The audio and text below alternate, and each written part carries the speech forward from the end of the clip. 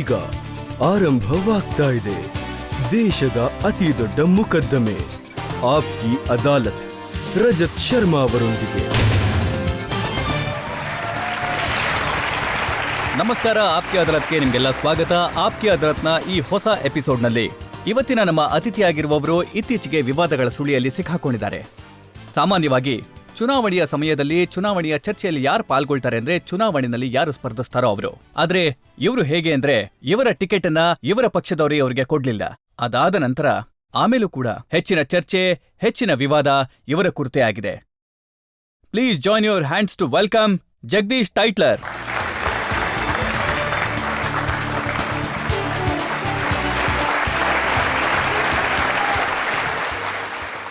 ಆಪ್ಕಿ ಅದಾಲತ್ನಲ್ಲಿ ಆರೋಪ ಮತ್ತೆ ಪ್ರಶ್ನೆಗಳ ಸರಣಿಯನ್ನ ಪ್ರಾರಂಭ ಮಾಡೋದಕ್ಕೂ ಮೊದಲು ಇವತ್ತಿನ ಜಡ್ಜ್ ವಿನೋದ್ ಶರ್ಮಾ ಅವರ ಅನುಮತಿ ಪಡಿತಾ ಇದ್ದೇನೆ ಇವತ್ತಿನ ಕಾರ್ಯಕ್ರಮ ಶುರು ಮಾಡೋದಕ್ಕೆ. ವಿಚಾರಣೆಯನ್ನ ಶುರು ಮಾಡಿ. ಮೊಕದ್ದಮೆ ಶುರುವಾಗ್ತಿದೆ. ಆಪ್ಕಿ ಅದಾಲತ್ನಲ್ಲಿ ಮೊದಲ ಆರೋಪ ಜಗದೀಶ್ ಟೈಟ್ಲರ್ ಅವರ ಮೇಲೆ. ಆಪ್ಕಿ ಅದಾಲತ್ನಲ್ಲಿ ಜಗದೀಶ್ ಟೈಟ್ಲರ್ ಮೇಲಿರುವ ಆರೋಪವೆಂದರೆ ಇವರು ಇವರ ಪಕ್ಷದ ಮೇಲೆ ಭಾರ ಆಗಿದ್ದಾರೆ ಎಂಬುದು. ಟೈಟ್ಲರ್ ಸಾಹೇಬ್ರೆ, ಯಾವಾಗೆಲ್ಲ ಎಲೆಕ್ಷನ್ ಆದ್ರೂ ಕಳೆದ 3-4 ಎಲೆಕ್ಷನ್ಗಳಲ್ಲಿ ನಾನು ನೋಡಿದ್ದೀನಿ, ಪ್ರತಿ ಎಲೆಕ್ಷನ್ಗೂ ಮುಂಚೆ ನಿಮ್ಮ ಮೇಲೇನಾದ್ರೂ ಒಂದು ಆರೋಪ ಬರುತ್ತೆ, ಪಾರ್ಟಿಗೆ ನೀವು ಲಯಬಿಲಿಟಿ ಆಗಿದ್ದೀರಾ ಅನ್ನೋ ರೀತಿ ಕಾಣುತ್ತೆ. ಲಯಬಿಲಿಟಿ ಅಂತ ಅಲ್ಲ, ಆಪೋಸಿಷನ್ ಅವರು ನನ್ನ ನೋಡಿದ್ರೆ ಅಷ್ಟೊಂದು ಗಾಬರಿ ಆಗಿದ್ದಾರೆ ಅಂದರೆ ಅದು ಹೆಂಗಂದ್ರೆ 4 ಎಲೆಕ್ಷನ್ಸ್ ನಡೀತು, 4ರಲ್ಲೂ ಗೆದ್ದಿದ್ದೀನಿ. ಮತ್ತೆ ಅವ್ರ ವಿರುದ್ಧ ಎಷ್ಟು ಜನ ಸ್ಟಾಲ್ವರ್ಡ್ಸ್ ಇದ್ರು, ಮದನ್ ಲಾಲ್ ಖುರಾನಾ, ಕಮಲ್ ಲಾಲ್ ಗುಪ್ತಾ, ವಿಜಯ್ ಕುಮಾರ್ ಮಲ್ಹೋತ್ರಾ, ವಿಜಯ್ ಗೋಯಲ್, ಅವ್ರ ಹತ್ರ ದೊಡ್ಡ ದೊಡ್ಡ ಲೀಡರ್ಗಳೇ ಇದ್ರು. ಎಲ್ಲರೂ ಯಾಕೆ ಹೆದರ್ಕೋತಾರೆ ಅಂತ ಹೇಳಿದ್ರೆ ಯಾವುದಾದ್ರೂ ಒಂದು ವಿವಾದದಲ್ಲಿ ನನ್ನನ್ನು ಹಾಕಿ, ಆದರೂ ಕೂಡ ನಾನು ಯಾವುದೋ ಒಂದು ರೀತಿಲಿ ಅವ್ರನ್ನೆಲ್ಲ ಸೋಲಿಸ್ತಾನೆ ಬಂದೆ. ಅಂದ್ರೆ ನಿಮ್ಗನ್ಸುತ್ತಾ ನಿಮ್ಮ ಪಾರ್ಟಿ ಅವರೇ ನಿಮ್ಗೆ ಅನ್ಯಾಯ ಮಾಡ್ತಾ ಇದ್ದಾರೆ ಅಂತ? ಇಲ್ಲ, ನಾನು ಆ ರೀತಿ ಹೇಳೋದಿಲ್ಲ. ಯಾಕಂದ್ರೆ ಒಂದು ಪರ್ಸೆಪ್ಷನ್ಸ್ನ ಆ ರೀತಿ ಕ್ರಿಯೇಟ್ ಮಾಡಿದಾಗ, ಒಮ್ಮೊಮ್ಮೆ ನಾನು ಟೆಲಿವಿಷನ್ಸ್ನ ನೋಡಿದಾಗ ನನಗೂ ಅನ್ಸುತ್ತೆ ನಾನು ಇಷ್ಟೊಂದು ಕೆಟ್ಟವನ ಅಂತ. ಆದರೆ ಇಮ್ಯಾಜಿನ್ ಮಾಡ್ಕೊಳ್ಳಿ, ಪಾರ್ಟಿ ರೆಪ್ಯುಟೇಷನ್ಸ್ನ ಎಷ್ಟು ಹಾಳು ಮಾಡೋದಕ್ಕೆ ಇದೆಲ್ಲ ಪ್ರಯತ್ನ ನಡೆಯುತ್ತೆ. ನೋಡಿ, 25 ವರ್ಷಗಳ ಹಿಂದಿನ ಘಟನೆ ಇದು. ಶ್ರೀಮತಿ ಗಾಂಧಿಯವರ ಹತ್ಯೆ ಆಗಿತ್ತು. ಅದಾದ್ಮೇಲೆ ಜನಗಳ ಸಿಟ್ಟು ಹೆಚ್ಚಾಗಿತ್ತು. ಆಗ ನೀವು ಸಿಟ್ಟಾಗಿದ್ರ ಸಿಖ್ ಜನಾಂಗದವ್ರ ಮೇಲೆ? ಶ್ರೀಮತಿ ಇಂದಿರಾ ಗಾಂಧಿ ಅವರನ್ನ ಕೊಲೆ ಮಾಡಿದವರು ಸಿಖ್ರು ಅನ್ನೋ ಕಾರಣಕ್ಕಾಗಿ? ಆ ರೀತಿ ಯಾವತ್ತೂ ಅನ್ಕೊಂಡಿಲ್ಲ. ಯಾಕಂದ್ರೆ ಇಂದಿರಾ ಗಾಂಧಿ ಅವರ ಅಸಾಸಿನೇಷನ್ ಆದಾಗ ನಾನು ಡೆಲ್ಲಿಲಿ ಇರಲಿಲ್ಲ, ನಾನು ಅಮೇಠಿಲಿದ್ದೆ. ನಾನು ಬೆಳಿಗ್ಗೆ 5 ಗಂಟೆಗೆ 5ನೇ ತಾರೀಕು ಬಂದಿದ್ದು ನಾನು. ಅದಾದಮೇಲೆ ನಾನು ಇಂದಿರಾ ಗಾಂಧಿಯವ್ರ ಮನೆಗೆ ಹೋದೆ ಅವತ್ತು. ಮತ್ತು ಅಲ್ಲಿ ರಾಜೀವ್ ಗಾಂಧಿಯವ್ರ ಜೊತೆನೇ ನಾನು ಸಮಯ ಕಳೆದೆ. ನಾನು ಅದಕ್ಕೋಸ್ಕರನೇ ಈ CD ತೊಗೊಂಬಂದಿದ್ದೀನಿ. 3 ಫಿಲಮ್ಗಳಲ್ಲಿ ಇದನ್ನು ದೂರದರ್ಶನ್ ಅವರು ರೆಕಾರ್ಡ್ ಮಾಡಿದ್ದು. ಯಾಕಂದರೆ ಹೇಳ್ತಾರಲ್ಲ, ಜಗದೀಶ್ ಟೈಟ್ಲರ್ ಬೇರೆ ಎಲ್ಲೋ ಇದ್ದ ಅಂತ.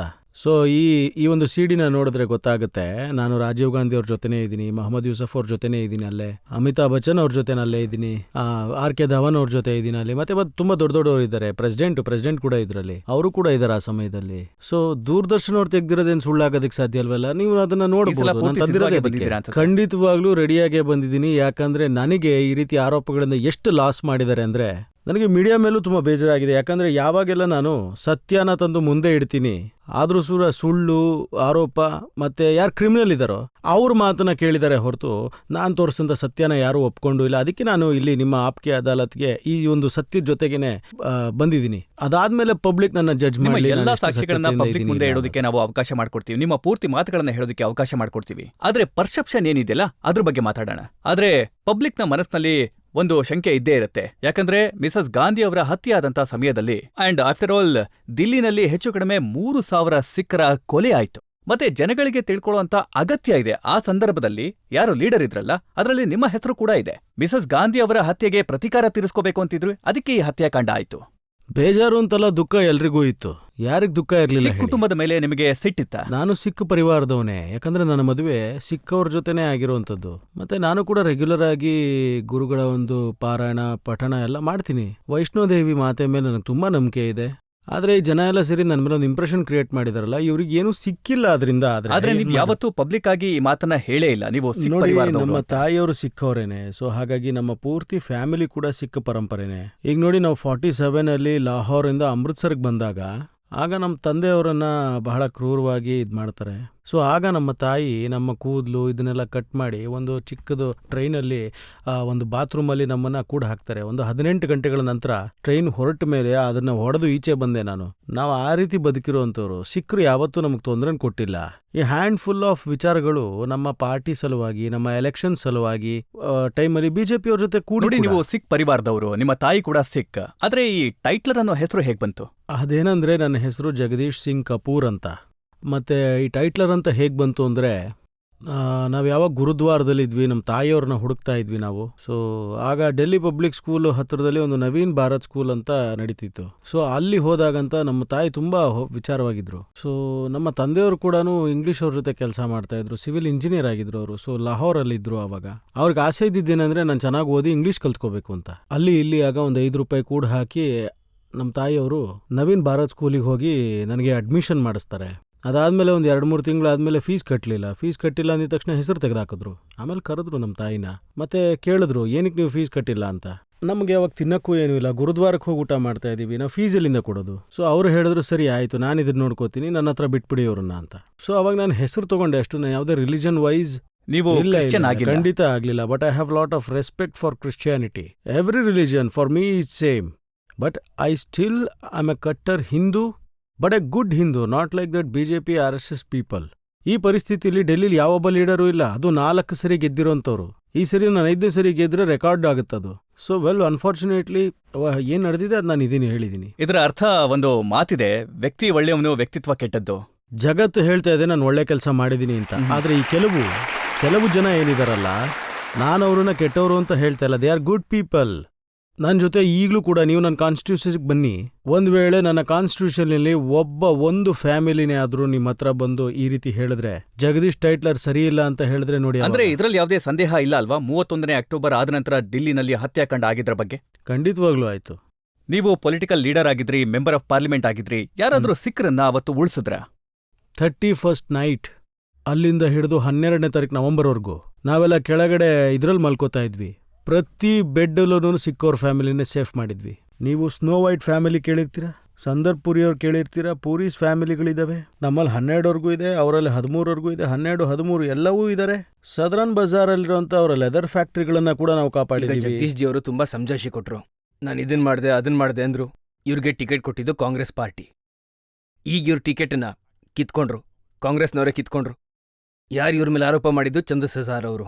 ಈಗ ಜಗದೀಶ್ ಟೈಟ್ಲರ್ ಅವರು ದೋಷಿನ ನಿರ್ದೋಷಿನ ಅಂತ ಯಾರು ಡಿಸೈಡ್ ಮಾಡೋರು? ಕೋರ್ಟ್ ಮಾಡೋದು. ಈಗ 28ನೇ ತಾರೀಕು ಡೇಟ್ ಇದೆಯಲ್ಲ, ಅವತ್ತು ಟೈಟ್ಲರ್ ಸಾಹೇಬ್ರನ್ನ ನಿರ್ದೋಷಿ ಅಂತಂದ್ರೆ ಆಗ ಟಿಕೆಟ್ದೇನಾಗುತ್ತೆ? ಅದಕ್ಕೆ ಯಾರು ಉತ್ತರ ಕೊಡ್ತಾರೆ? ಟೈಟ್ಲರ್ ಸಾಹೇಬ್ರು ಕೊಡ್ತಾರ ಅಥವಾ ಪಾರ್ಟಿ ಕೊಡ್ತಾ? ಇಲ್ಲ, ಗೊತ್ತಿಲ್ಲ ನನಗೆ ಪಾರ್ಟಿ ಏನು ಡಿಸೈಡ್ ಮಾಡುತ್ತೆ ಅಂತ ಹೇಳಿ. ಇವಾಗ ಪಾರ್ಟಿ ಡಿಸೈಡ್ ಮಾಡದೆ ಹೋದ್ರೆ ನಾನು ಏನಂತ ಇಲ್ಲ, ನೀವು ಡಿಸಿಪ್ಲಿನ್ ಆದ್ರೆ ನಾನು ಕೇಳ್ತಾ ಇರೋದು ಡಿಸಿಷನ್ ಯಾರು ಕೊಡ್ತಾರೆ? ನೋಡಿ, ಯಾರು ಕೊಡ್ತಾರೆ? CBI ಕೂಡ ಒಪ್ಕೊಂಡಿದೆ, ಕ್ಲೀನ್ ಚಿಟ್ ಕೊಟ್ಟಿದೆ, ಮತ್ತೆ ಇದನ್ನ ಕೋರ್ಟಲ್ಲೂ ಕೂಡ ಅಕ್ಸೆಪ್ಟ್ ಮಾಡಾಗಿದೆ. ನೋಡಿ, ಈಗ ಕೋರ್ಟೇ ಹೇಳಿದ್ಮೇಲೆ ಜಗದೀಶ್ ಟೈಟ್ಲರ್ ಏನಿದ್ದಾರೆ ಅವ್ರ ಮೇಲೆ ಆರೋಪ ಇಲ್ಲ ಅಂತ ಖುಲಾಸೆ ಮಾಡಲಾಗಿದೆ ಅಂತ, ಆಗ ವೆಯ್ಟ್ ಮಾಡ್ತೀನಿ, ಪಾರ್ಟಿಗೋಸ್ಕರ ಕೆಲಸ ಮಾಡ್ತೀನಿ. ಅದಾದ್ಮೇಲೆ ನೋಡೋಣ ಪಾರ್ಟಿ ಏನ್ ಹೇಳ್ತಾರೆ ಸೆಲೆಕ್ಷನ್ ಅಲ್ಲಿ ಅಂತ, ಅವಾಗ ಗೊತ್ತಾಗುತ್ತಲ್ಲ.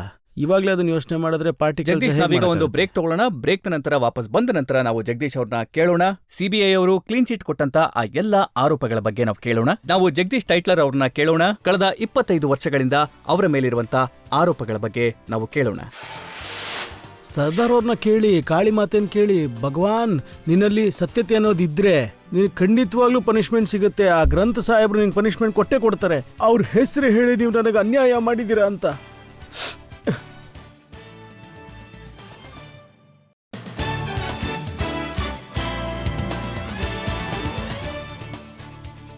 ಆಪ್ಕಿ ಅದಾಲತ್ನಲ್ಲಿ ನಾವಿವತ್ತು ಮೊಕದ್ದಮೆಯನ್ನ ನಡೆಸ್ತಾ ಇದ್ದೇವೆ ಕಾಂಗ್ರೆಸ್ನ ಲೀಡರ್ ಜಗದೀಶ್ ಟೈಟ್ಲರ್ ಅವರ ಮೇಲೆ. ಆಪ್ಕಿ ಅದಾಲತ್ನಲ್ಲಿ ಮುಂದಿನ ಆರೋಪ. ಆಪ್ಕಿ ಅದಾಲತ್ನಲ್ಲಿ ಜಗದೀಶ್ ಟೈಟ್ಲರ್ ಮೇಲಿರುವ ಆರೋಪವೆಂದರೆ ಇವರು ಇವರ ವಿರುದ್ಧ ನಿಂತ ಸಾಕ್ಷಿಗಳ ಮೇಲೆ ಪ್ರೆಷರ್ ಹಾಕಿದ್ದಾರೆ ಎಂಬುದು. ಟೈಟ್ಲರ್ ಸಾಹೇಬ್ರೆ, ಇಂಪ್ರೆಷನ್ ಏನಿದೆ ಅಂತ ಅಂದ್ರೆ, ನೀವು ಪದೇ ಪದೇ ಹೇಳ್ತಾ ಇದ್ದೀರಿ ನಿಮ್ಮ ವಿರುದ್ಧ ಯಾವುದೇ ಕೇಸ್ ಇಲ್ಲ, ನಿಮ್ಮ ವಿರುದ್ಧ ಯಾವುದೇ ಸಾಕ್ಷಿಗಳು ಬಂದಿಲ್ಲ ಅಂತ. ಇಂಪ್ರೆಷನ್ ಏನು ಕ್ರಿಯೇಟ್ ಆಗಿದೆ ಅಂತಂದ್ರೆ, ನಿಮ್ಮ ವಿರುದ್ಧ ಯಾರೂ ನಿಂತ್ಕೊಳ್ಳೋದಿಲ್ಲ. ಯಾಕೆ ಅಂತಂದ್ರೆ ಜನ ನಿಮ್ಮನ್ನ ಪವರ್ಫುಲ್ ಅನ್ಕೋತಾರೆ, ಮತ್ತೆ ಯಾವುದೇ ಸಾಕ್ಷಿನ ನೀವು ನಿಂತ್ಕೊಳ್ಳೋದಕ್ಕೆ ಬಿಟ್ಟಿಲ್ಲ. ಅದೇನಾಯ್ತು ಅಂತ ಹೇಳಿದ್ರೆ, 84 ರೈಟ್ಸ್ ಆದ್ಮೇಲೆ 11 ಕಮಿಷನ್ನು ಕೂತ್ಕೊಂಡಿದ್ರು. ಇದರಲ್ಲಿ 7 ಜನ ಕಾಂಗ್ರೆಸ್ ಟೈಮ್ ಅವರು ಮತ್ತೆ 4 ಜನ BJP ಅವರು. ಅದನ್ನ ಅಡ್ವಾಣಿ ಅವ್ರು ನಡೆಸಿದ್ದು. ಅಲ್ಲೇನಾಯ್ತು ಅಂತ ಹೇಳಿದ್ರೆ, ಓವರ್ 10,000 ಅಫಿಡವಿಟ್ಸ್ನ ಫೈಲ್ ಮಾಡಿದ್ಮೇಲೂ ಯಾರು ಜಗದೀಶ್ ಟೈಟ್ಲರ್ ವಿರುದ್ಧ ಅಫಿಡವಿಟ್ನ ಹಾಕ್ಲಿಲ್ವಲ್ಲ. ಆಗ ನಾನು ಮಂತ್ರಿ ಆಗಿರಲಿಲ್ಲ, ಇನ್ನೂ ಅವಾಗ BJP ರಾಜ್ಯನೇ ಆಗಿತ್ತು. ಆಗ ಯಾಕೆ ಯಾರೂ ಅಫಿಡವಿಟ್ಸ್ನ ಹಾಕಲಿಲ್ಲ? 22 ವರ್ಷ ಆದಮೇಲೆ ಒಂದು ನಾನಾವತಿ ಕಮಿಷನ್ ಸೃಷ್ಟಿಯಾಯಿತು, ಅದು ಕೂಡ ನಮ್ಮ ಸರ್ಕಾರದವರೇ ಮಾಡಿದ್ದು, ಅದನ್ನು ಕಮಿಟ್ ಮಾಡಿದ್ರು. ಮತ್ತೆ 2 ಅಫಿಡವಿಟ್ಗಳು ಬಂದವು. ಒಂದು ಅಫಿಡವಿಟಲ್ಲಿ ಏನು ಹೇಳ್ತಾರೆ ಅಂದರೆ, ಸರ್ದಾರ್ ಸುಂದರ್ ಸಿಂಗ್ ಅವರು, ನಾನು 9 ಸರಿ ಟೈಟ್ಲರ್ ಅವ್ರನ್ನ ನಾನು ನೋಡಿದ್ದೀನಿ ಗುರುದ್ವಾರದಲ್ಲಿ, ಅಲ್ಲಿ ಅವ್ರ ತಾಯಿಯವ್ರನ್ನ ಹುಡುಕೊಂಡು ಇದು ಮಾಡ್ತಿದ್ರು ಹೊಡೀರಿ ಅಂತ. ಮತ್ತು ಇಲ್ಲಿ ನೋಡಿ, ಅದಕ್ಕೆ ಸಾಕ್ಷಿ ಕೂಡ ಇದೆ. ದೂರದರ್ಶನದ ಫಿಲ್ಮು ಏನಾಗಿತ್ತು ಇದರಲ್ಲಿ, 7:15 ಅವತ್ತಿನ ದಿನಾನೇ ರಾಜೀವ್ ಗಾಂಧಿ ಅವ್ರ ಜೊತೆಗೆ ದೊಡ್ಡವ್ರ ಜೊತೆಗೆ ಇದ್ದಂಥ ಒಂದು ವಿಚಾರಗಳು, ಅದು ಇಂದಿರಾ ಗಾಂಧಿ ಅವ್ರ ಬಾಡಿ ಜೊತೆಗೆ 3:30ವರೆಗೂ ನಾನು ಅಲ್ಲೇ ಇದ್ದೆ. ಅವ್ರು 9 ಗಂಟೆಗೆ ಬೇರೆ ಕಡೆ ಸಾಕ್ಷಿ ಇದೆ ಅಂತಂದ್ರೆ ಇದನ್ನ ನಮ್ಮ ಜನಗಳಿಗೆ ನಾವು ತೋರಿಸೋಣ. ತಗೊಳ್ಳಿ, ಇದು ದೂರದರ್ಶನ ಶೂಟ್ ಮಾಡಿರೋದು. ಮತ್ತೆ ಇನ್ನೊಂದು ವಿಷಯ ಏನಂದ್ರೆ, ಇದರಿಂದ ಏನು ಸಾಬೀತಾಗತ್ತೆ ಅಂದ್ರೆ, ಬೆಳಿಗ್ಗೆ 7:30ರಿಂದ ಮಿಸಸ್ ಗಾಂಧಿ ಅವರ ಡೆಡ್ ಬಾಡಿ ಇದ್ದಂತ ಜಾಗದಲ್ಲಿ ಖಂಡಿತವಾಗ್ಲೂ ನಾನು ಅದೇ ಜಾಗದಲ್ಲೇ ಇದ್ದೆ. ನಾನು ಒಂದೊಂದಾಗಿ ನಿಮ್ಮ ಎವಿಡೆನ್ಸ್ ಅನ್ನ ನೋಡ್ತಾ ಹೋಗ್ತೇನೆ. ಮೊದಲಿಗೆ ನಿಮ್ಮ ಪ್ರೆಸೆನ್ಸ್ ಅಲ್ಲಿತ್ತು ಅನ್ನೋದನ್ನ ನಮ್ಮ ಜನತೆಗೆ ತೋರಿಸೋಣ.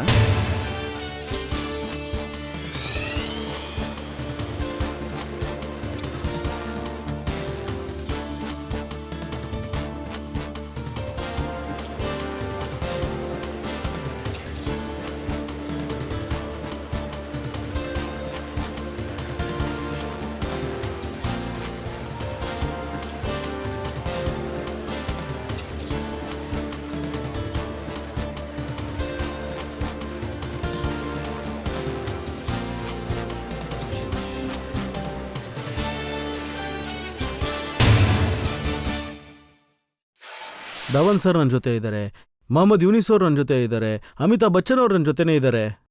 And all other leaders are there, and there anyway. ಅಲ್ಲಿ ಸಾಕಷ್ಟು ಜನ ಇದ್ರಲ್ಲ, ಅವರಲ್ಲಿ ಯಾರು ಹೇಳಲೇ ಇಲ್ವಾ ಅವತ್ತು ನೀವು ಅಲ್ಲೇ ಇದ್ರಿ, ನೋಡಿದೀವಿ ಅಂತ ಯಾರು ಹೇಳಲೇ ಇಲ್ವಾ? ಪೂರ್ತಿ ಇನ್ವೆಸ್ಟಿಗೇಷನ್ ಮಾಡಿದ್ದಾರೆ. ಆಮೇಲೆ ಯಾರ್ಯಾರು ಆ ಫಿಲಮ್ ಒಳಗಡೆ ಇದ್ದಾರೋ ಎಲ್ಲರ ಹತ್ರ ಇಂಡಿವಿಜುವಲ್ ಆಗಿ ಎವಿಡೆನ್ಸ್ ನ ತಗೊಂಡಿದ್ದಾರೆ. Do you know 1300 witnesses CBI is gone. ಇಲ್ಲಿವರೆಗೂ ಯಾರೂ ಕನಸು ಕೂಡ ಕಂಡಿರಲ್ಲ ಹೋಗಿ ಅವ್ರ ಮನೆಗೆ ಈ ರೀತಿ ಎಲ್ಲ ವಿಚಾರಣೆ ಮಾಡ್ತಾರೆ ಅಂತ. ನಾನು ಒಬ್ರನ್ನ ಕೊಂಡ್ಕೊಂಡಿರ್ಬೋದು, ಇಬ್ರನ್ನ ಕೊಂಡ್ಕೊಂಡಿರ್ಬೋದು, 1300 ವಿಟ್ನೆಸ್ನ ಖರೀದಿ ಮಾಡೋಕ್ಕಾಗಲ್ವಲ್ಲ, ಅದು ಕೂಡ ಗೊತ್ತಾಗ್ಬೇಕಲ್ವ ಎಲ್ರಿಗೂ. ಮತ್ತೆ ಕಾಂಗ್ರೆಸ್ ಹೇಳ್ತಾರೆ ಬೇಜಾರಾಗಿತ್ತು ಅಂತ. ಯಾರಾದರೂ ಒಬ್ರು ಹೇಳಬೇಕಲ್ವ ನನ್ನನ್ನು ಕೊಂಡ್ಕೊಂಡಿದ್ದಾರೆ ಇವರು ಅನ್ನೋದನ್ನ. ನನ್ನ ಮೇಲೆ ಯಾರು ಆರೋಪ ಮಾಡಿದ್ರು ಸುಳ್ಳಾರೋಪನ, ಅವರೇ ಹೇಳ್ತಾರೆ ನನ್ನನ್ನು ಬಲವಂತವಾಗಿ ಮಾಡಿದ್ರು ಅಂತ. ನಾನು ಆ ವಕೀಲರ ಹೆಸರೇನು ಹೇಳ್ಬೋದು. ಆ ವಕೀಲನೇ ಇದೆಲ್ಲ ಗೇಮ್ ಪ್ಲಾನ್ ಮಾಡಿರೋದು. ಬೇಕಾದ್ರೆ ನೀವು ಹೋಗಿ ಸುಂದರ್ ಸಿಂಗ್ ಅವರ ಪೂರ್ತಿ ವಿಡಿಯೋನ ನೋಡಿ ಒಮ್ಮೆ ಒಂದ್ಸರಿ. ಪೂರ್ತಿ 50 ನಿಮಿಷದ ವಿಡಿಯೋ, ಅದು ಇಂಟರ್ವ್ಯೂ. ಅವ್ರು ಇಬ್ರು ಲಾಯರ್ಗಳ ಹೆಸರನ್ನ ತಗೊಂಡಿದ್ದಾರೆ, ಗೇಮ್ ಅವ್ರದ್ದು ಅದರಲ್ಲಿ. ನೀವು ಹೇಳ್ತಾ ಇದ್ದೀರಾ ಈ ಸಾಕ್ಷಿ ಹೇಳ್ದಂತ ವ್ಯಕ್ತಿ ಸುಳ್ಳು ಹೇಳ್ತಾ ಇದ್ದಾನೆ, ಆದ್ರೆ ಅವ್ರು ಹೇಳ್ತಾರೆ ನಾನು ಪದೇ ಅಫಿಡವಿಟ್ ಅನ್ನ ಹಾಕಿದ್ದೆ, ಆದ್ರೆ ನನ್ನನ್ನ ಹೆದರಿಸಿ ಬೆದರಿಸಿ ಅಫಿಡವಿಟ್ ಅನ್ನ ಬದಲಾಯಿಸಿದ್ರು ಅಂತಾರೆ. ಇದು ನೋಡಿ, ಇದು ಇನ್ನೊಂದು ಅಫಿಡವಿಟ್. ಅಂದ್ರೆ ನಾನು ಹೇಳಿದಿರತ್ತ ಇನ್ನೊಂದು CD. ಇದರಲ್ಲಿ ಅವ್ರು ಹೇಳಿದ್ದಾರೆ ಅವ್ರಿಗೆ ಇಂಗ್ಲಿಷ್ ಬರೋದಿಲ್ಲ, ಉರ್ದು ಬರೋದಿಲ್ಲ, ಹಿಂದಿ ಬರೋದಿಲ್ಲ ಅಂತ. ನಾನು ಗುರುದ್ವಾರದಲ್ಲಿ ಅವರೇ ಕಣ್ಣಿಂದನೇ ಹೋಗಿ ನಾನಾವತಿನ ನೋಡ್ಕೊಂಬಂದಿದ್ದೀನಿ ಅಂತ.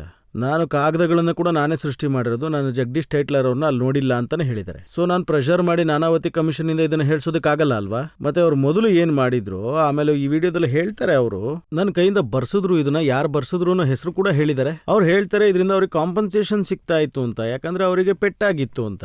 ಸೊ ಹಾಗಾಗಿ ಇದು ಸಾಕ್ಷಿನ ನೀವು ಆದ್ರೆ ಅವ್ರು ಹೇಳ್ತಾರೆ ನನ್ನನ್ನ ಹೆದರಿಸಿ ಬೆದರಿಸಿ ದಿಲ್ಲಿಯಿಂದ ಪಂಜಾಬ್ಗೆ ಓಡಿಸಿದ್ರು, ತಲೆ ತಪ್ಪಿಸ್ಕೊಂಡು ಓಡಾಡ್ತಿದ್ದೆ, ಜಗದೀಶ್ ಟೈಟ್ಲರ್ ಅವರ ಜನ ನನ್ನ ಚೇಸ್ ಮಾಡ್ತಿದ್ರು. ಹಾಗಾದ್ರೆ ಅವರ ಫಾದರು, ಅಂದ್ರೆ ನನ್ನ ಹತ್ರ ಇನ್ನೊಂದು ಫಿಲ್ಮ್ ಇದೆ ಇದರಲ್ಲಿ, ಅವರ ಫಾದರೇ ಹೇಳಿದ್ದಾರೆ, ಅವರ ತಮ್ಮ ಕೂಡ ಹೇಳಿದ್ದಾರೆ, ನಾವು ಗುರುದ್ವಾರದಲ್ಲೇ ಇದ್ವಿ, ನನ್ನ ಮಗ ಸುಳ್ಳು ಹೇಳ್ತಾ ಇದ್ದೇನೆ, ನಾವು ಕೂಡ ಅಲ್ಲೇ ಇದ್ವಿ. ನಿಮ್ಮ ಟೇಪ್ಸ್ ಏನಿದೆಯಲ್ಲ ಅದನ್ನ ಮೊದಲು ಸುರೇಂದ್ರ ಸಿಂಗ್ ಅವರ ಟೇಪ್ ನಾವು ಸುರೇಂದ್ರ ಸಿಂಗ್ ಏನಿದಾರಲ್ಲ ಸುಂದರ್ ಸಿಂಗ್ ಅವರ ಟೇಪ್ ಇದು, ಸುಂದರ್ ಸಿಂಗ್ ಅವರ ತಂದೆದು ಇದೆ, ಸುಂದರ್ ಸಿಂಗ್ ಅವರ ತಮ್ಮ ಕೂಡ ಮಾತಾಡಿರೋದಿದೆ.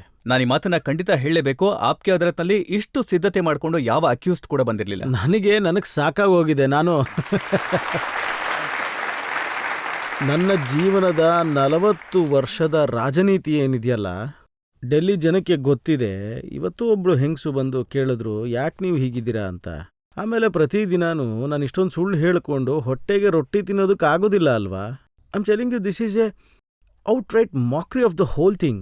ನನಗೊಮ್ಮೊಮ್ಮೆ ಭಯ ಆಗುತ್ತೆ ಏನಂದ್ರೆ, ಅಲ್ಲ ನನ್ನನ್ನ ಈ ರೀತಿ ಸೆಂಟ್ರೈಸ್ ಮಾಡಿ ನಿಜವಾದ ಕಲ್ಪ್ರಿಟ್ಸ್ಗಳನ್ನ ಈ ಕಾನೂನು ವ್ಯವಸ್ಥೆ ಕಾಪಾಡ್ತಾ ಇದೆಯಾ ಅಂತ. ನಿಜವಾದ ಕಲ್ಪ್ರಿಟ್ಸ್ ಯಾರು, ಎಲ್ಲಿ ತನಕ ಇದು ಗೊತ್ತಾಗೋದಿಲ್ವೋ ಜನಗಳಿಗೆ ನೆಮ್ಮದಿ. ನಾನು ಹೇಳ್ತೀನಿ ಅದ್ರ ಸಲುವಾಗಿ I will give you 14 FIRs. ಇದರಲ್ಲಿ RSS BJP ಲೀಡರ್ಗಳ ಹೆಸರು ಕೂಡ ಇದೆ. Nobody has bothered. ಯಾಕೆ? ನಿಮ್ಮ ಸರ್ಕಾರನೇ ಇತ್ತಲ್ವಾ, 5 ವರ್ಷಗಳ ನಿಮ್ಮ ಸರ್ಕಾರ ಇತ್ತು, ಅದಕ್ಕೂ ಮೊದಲು ಕೂಡ 25 ವರ್ಷಗಳ ನಂತರ 5 ಸರ್ಕಾರ ಬಂದಿದೆ.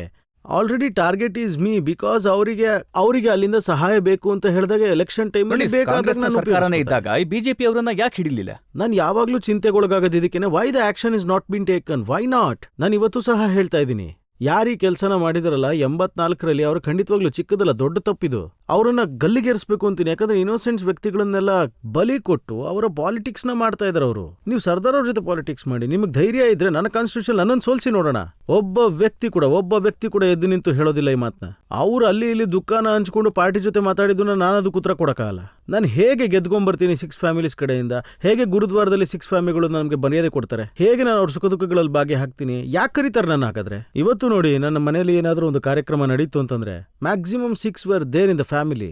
ಮತ್ತೆ ಮೀಡಿಯಾದಲ್ಲೂ ಕೂಡ ಕೇಳಬೇಕು ಅಂತಿದ್ದೀನಿ, ಇಡೀ ಜಗತ್ತಿಗೆ ತೋರಿಸಿದ್ರಿ ನೀವು. ಅವರು 2 ಗಂಟೆಗಳ ಕಾಲ ಬಂದ್ ಮಾಡಿದ್ರು, ಎಲ್ಲ ಸಿಕ್ಕವರೇ ಅದನ್ನ ಬಂದ್ ಮಾಡಿದ್ದು. ಒಂದು ವಿಷಯ ಕೂಡ ತೋರ್ಸಕ್ಕಾಗ್ಲಿಲ್ವಲ್ಲ ನೀವು. 2 ಫಿಲಮ್ ಅಲ್ಲಿ ತೋರಿಸಿದ್ವಿ, ಪಬ್ಲಿಕ್ ಅವ್ರ ಕ್ರೆಡಿಬಿಲಿಟಿ ಇರೋದಿಲ್ವ ಅದ್ರಲ್ಲಿ ಅವ್ರಿಗೆ ತೊಂದರೆ ಆಗುತ್ತೆ ಅಂತ ಗೊತ್ತಾಯ್ತು. ಸುಳ್ಳು ತೋರಿಸ್ತಾನೆ ಇದಾರೆ.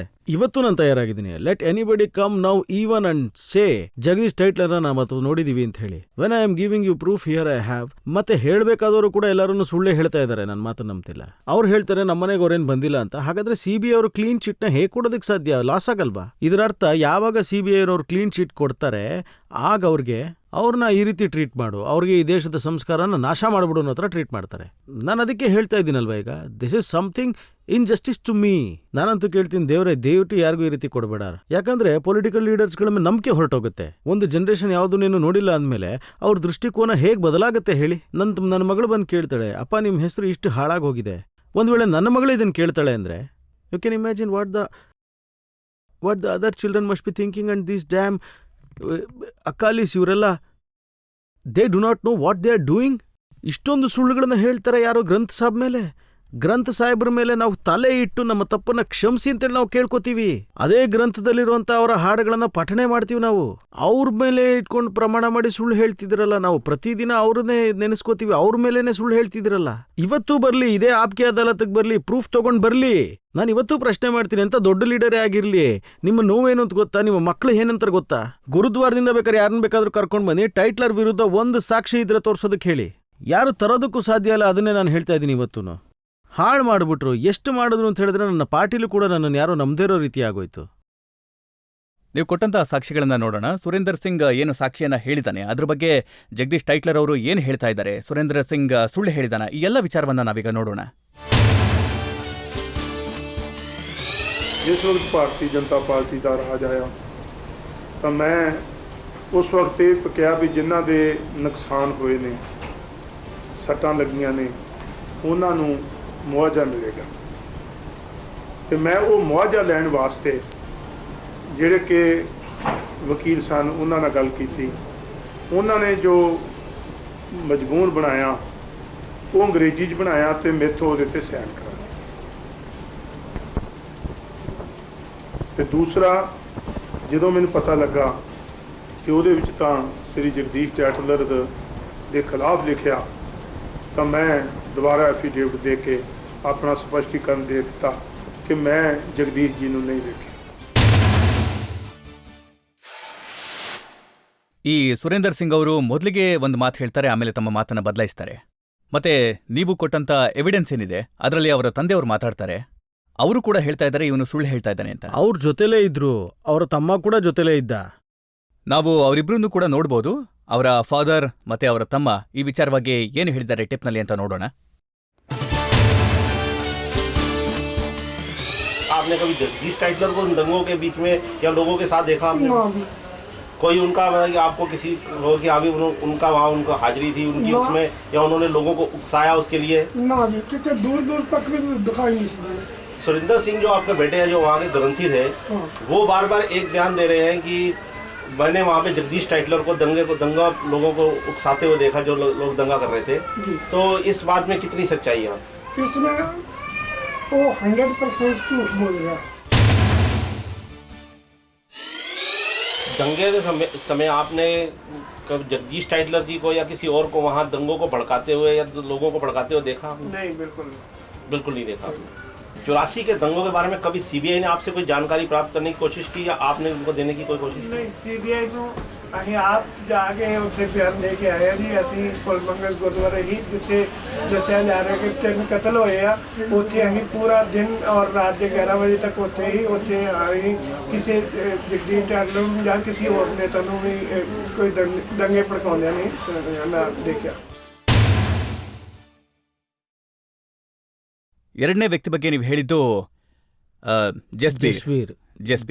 ಜಸ್ವೀರ್ ಏನ್ ಹೇಳಿದ್ರು ಅಂದ್ರೆ 3ನೇ ತಾರೀಕು, ಕ್ಯಾನ್ ಯು ಇಮ್ಯಾಜಿನ್, 3ನೇ ತಾರೀಕು ನಾನು 35 ಕಿಲೋಮೀಟರ್ ದೂರ ಬಂದು ರಾತ್ರಿ ಎಲ್ಲ ಸರಿ ಮಾಡ್ತಾ ಇದ್ದಾರೆ.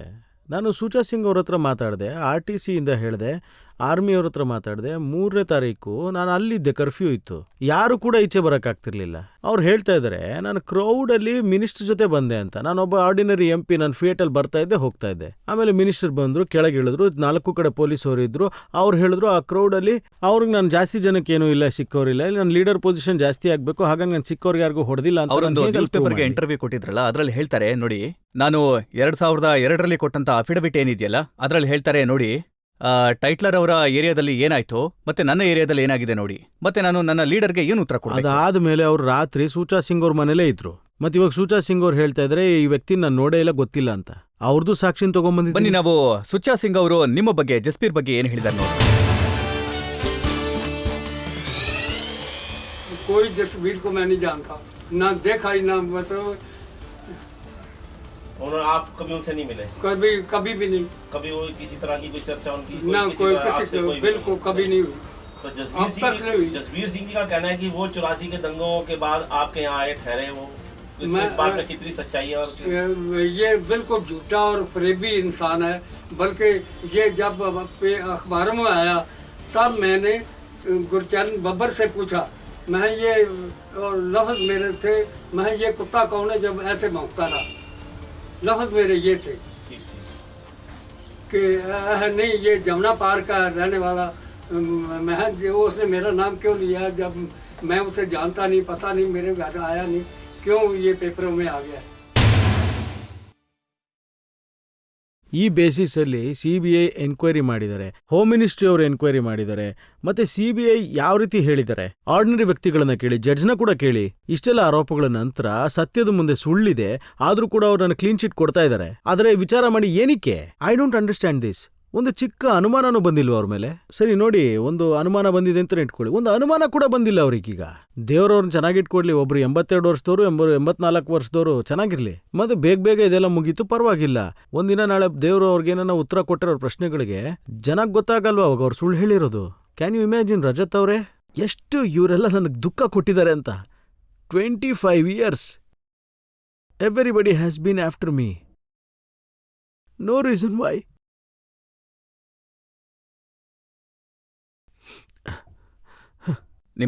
ನಿಮ್ಮ ದುಃಖ ನಮಗೆ ಖಂಡಿತ ಅರ್ಥ ಆಗುತ್ತೆ.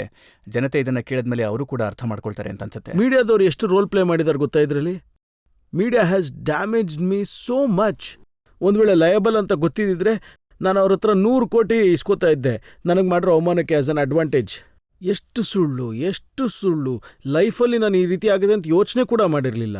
ಅದು ಒಬ್ಬ ವ್ಯಕ್ತಿ ಇಷ್ಟು ಕೆಳಗಿಳಿತಾನೆ, ಸುಳ್ಳನ್ನ ಮೇಲೆ ಎತ್ತಿ ಹಿಡಿತಾನೆ ಅಂತ. ಅದು ಇದು ಹಿಂದೂಸ್ತಾನದಲ್ಲಿ ಫ್ರೀಡಮ್ ಆಫ್ ಸ್ಪೀಚ್ ಇದೆ, ಪ್ರಜಾತಂತ್ರ ಇದೆ, ಅದರೊಳಗೂ ಈ ರೀತಿ ಸುಳ್ಳಿದೆ ಅಂದ್ರೆ ಆಗ ಪಬ್ಲಿಕ್ನ ಫೇತ್ ಬಿದ್ದೋಗುತ್ತೆ, ಏಜೆನ್ಸೀಸ್ ಕೂಡ ಬಿದ್ದೋಗುತ್ತೆ, ಗೌರ್ಮೆಂಟ್ ಕೂಡ ಬಿದ್ದೋಗುತ್ತೆ. ಮತ್ತೆ ಮೀಡಿಯಾದವ್ರು ಹೇಳ್ತಾರೆ ದೊಡ್ಡ ಪವರ್ಫುಲ್ಗಳು ಅವರು ಅಂತ, ಗೌರ್ಮೆಂಟ್ನ ಹಿಡಿದಾಕ್ತಿವಿ, ಕ್ರಿಮಿನಲ್ನ ಹಿಡಿದಾಕ್ತಿವಿ ಅಂತಾರೆ. ಅಂದ್ರೆ look at this word media has done to me. ನಾನು ಅಳ್ತಾ ಇದ್ದೆ ಈ ಜನಗಳ ಮುಂದೆ, ಪ್ರೂಫ್ ತಗೊಂಡೇ ಹೋಗಿದ್ದೆ ನಾನು ಎಲ್ರ ಮುಂದೆ. ಯಾರೂ ನನ್ನ ಮಾತನ್ನು ಕೇಳಿಸ್ಕೊಳ್ಳಿಲ್ಲ. ನಾನು ಪ್ರತಿ ಸರಿ ಮೀಡಿಯಾದವ್ರಿಗೆ ಹೇಳ್ತಾ ಇದ್ದೆ, ಕೇಳಿಸ್ಕೊಳ್ಳಿ ಇದು ಆರೋಪನ ಅಂತ. ನನ್ನ ಮಾತನ್ನೇ ಕೇಳಲಿಲ್ಲ. ಕಾಗದಗಳನ್ನ ಇಟ್ಟೆ ಎಲ್ಲ ಬರ್ದಿರೋಂಥದ್ದನ್ನ, ಆದ್ರೂ ಬರ್ದ್ಕೊಟ್ರು ಅವ್ರು ಹೇಳಿದ್ದನ್ನೇ ಹೇಳಿದ್ದು. ಅವ್ರು ಏನ್ ಕೆಟ್ಟದ್ದು ಹೇಳಿದ್ರು ಅದೇ ಸತ್ಯ ಅಂತ ಸಾಬೀತಾಗ್ತಾ ಇತ್ತು. ಇವತ್ತು ನಾನು ಪಬ್ಲಿಕ್ ಮುಂದೆ ಎಷ್ಟು ಕೆಳಗಡೆ ಬಿದ್ದಿದ್ದೀನಿ ಅಂತ ಹೇಳಿದ್ರೆ ನನಗೆ ನಾಚಿಕೆ ಆಗುತ್ತೆ ಯಾವಾಗ್ಲಾದ್ರೂ ಆಚೆ ಬರೋದಕ್ಕೂ ಕೂಡ. Just look at the group people. Gurdwara Prabandhan committee ಎಲ್ಲರೂ ಒಂದಾಗೋಗಿದ್ದಾರೆ, ಎಲ್ಲರೂ ಅದ್ರಲ್ಲಿ ಸಿಕ್ಕಾಕೊಂಡಿದ್ದಾರೆ. ನಾನು 4 ಜನ ಹೆಂಗಸರಿಗೆ ಏನ್ ಮಾಡಿದೀನಿ, ಅವರ ಮಕ್ಕಳಿಗೆಲ್ಲ ನಾನು ಏನ್ ತೊಂದರೆ ಕೊಟ್ಟಿದ್ದೀನಿ? Can anybody name?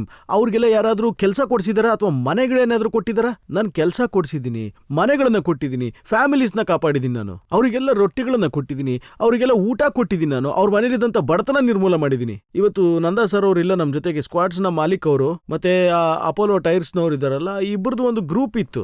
ನಾನು ಅವರ 7-8 ಲಕ್ಷಗಳ ಚೆಕ್ಗಳನ್ನು ತಗೊಂಡೋಗಿ ಗುರುದ್ವಾರದಲ್ಲಿ ಕೊಟ್ಟಿದ್ದೀನಿ. ಈ ದೇವಸ್ಥಾನನ ಸರಿಯಾಗಿ ಮಾಡಿಸಿ, ಗುರುದ್ವಾರದಲ್ಲಿ ಫರ್ನಿಚರ್ ಚೆನ್ನಾಗಿರೋದನ್ನ ಮಾಡಿ. ಅವ್ರು ಯಾವಾಗ್ಲೂ ಹೇಳ್ತಾ ಇರ್ತಾರೆ, ಜಗದೀಶ್ ನಮ್ಮನ್ನ ಕರ್ಕೊಂಡು ಹೋಗಿ ಜನರ ಹತ್ರ ಗುರುದ್ವಾರದಲ್ಲಿ ಅಂತ ಜಗಳ ಮಾಡ್ತಾ ಇದ್ರು ಕರ್ಕೊಂಡು ಹೋಗೋದಕ್ಕೆ. ಮತ್ತೆ ಇದೇ ಗುರುದ್ವಾರದಲ್ಲಿ 7 ಲಕ್ಷದ ಚೆಕ್ ಕೊಟ್ಟು ಬಂದಿದ್ದೀವಿ ಆ ಗುರುದ್ವಾರದ ಮಂದಿರ ಸರಿ ಮಾಡೋದಕ್ಕೆ. ಒಂದೊಂದು ಗುರುದ್ವಾರಗಳನ್ನ ರಿಪೇರ್ ಮಾಡಿಸಿದೀವಿ. ಒಂದೊಂದು ಗುರುದ್ವಾರನು ನನಗೆ ಗೊತ್ತಾಗಲ್ವಾ, ನನ್ನ ಕಾನ್ಸ್ಟಿಟ್ಯೂಷನ್ ಅಲ್ಲಿ ಇರೋಂಥದ್ದನ್ನ ಸರಿಪಡಿಸ್ಬೇಕು, ಚೆನ್ನಾಗಿ ಕಾಣಬೇಕು ನಮ್ಮ ಗುರುಗಳದ್ದು ಮಂದಿರ ಅಂತ. ನಾನು ಇದೇ ಜನಗಳ ಹತ್ರ ಕೇಳ್ತೀನಿ, ನಿಮ್ಮ ಸರ್ದಾರ್ಗಳ ಹತ್ರ ನಿಮ್ಮ ದೇವರು ನಿಜವಾಗ್ಲೂ ಇದ್ರು, ಸತ್ಯವಾಗಿದ್ರು ಅಂತ ಹೇಳಿದ್ರೆ ಪನಿಷ್ಮೆಂಟ್ ಖಂಡಿತ ಸಿಗುತ್ತೆ. ನನ್ನ ವಿರುದ್ಧ ಸುಳ್ಳು ಹೇಳೋದೆ ಆ ಗ್ರಂಥ ಸಾಹೇಬರು ಖಂಡಿತ ಪನಿಷ್ಮೆಂಟ್ ಕೊಡ್ತಾರೆ. ಅವ್ರ ಹೆಸರು ಹೇಳ್ಕೊಂಡು ನೀವು ನನ್ನನ್ನೆಲ್ಲ ಆರೋಪ ಮಾಡಿದ್ದೀರಾ.